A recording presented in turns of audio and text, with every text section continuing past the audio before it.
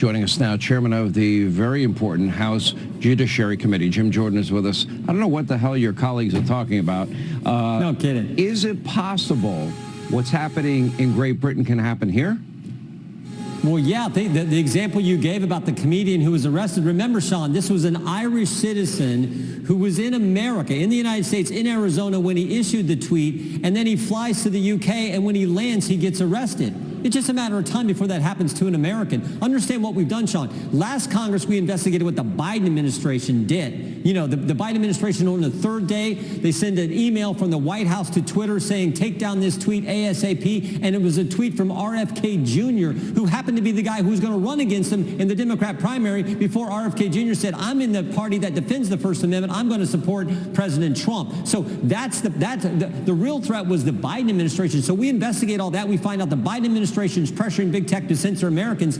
Now it's going to Europe. And what they've done, Sean, remember the Disinformation Governance Board that the Biden administration set up? Europe has now codified, made law, the Disinformation Governance Board. And you got a bunch of bureaucrats now with the force of law behind them going after Europeans. And I think it's just a matter of time before it impacts Americans, just like this Irish citizen who was arrested when he landed for some joking tweet that he put out a few days back. That's how bad it's gotten. I think the best example is the one you brought up, and that is when the FBI verified the authenticity of Hunter Biden's laptop in March of 2020, they systematically went around and met with social media companies, pre-bunking it week after week after week. They were meeting weekly, and they said, you may be a victim of Russian disinformation. It may be about Hunter, maybe about Joe Biden. Sure enough, they knew Bob Costello, Rudy Giuliani's then attorney, had a copy. They knew the story would leak. The New York Post drops it. These very same companies, Mark Zuckerberg, who you know, and Jack Dorsey, then of Twitter, they call up. Is this the disinformation you were talking about? They wouldn't confirm the truth that they knew, because they spent all the time pre-bunking it. That, to me, is abuse of power. That's cinder blocks on an election, and yeah, chilling free speech. And the New York Post got censored. They got locked out of their account. That's what happens when you let RFK Jr., when he testified, said it best.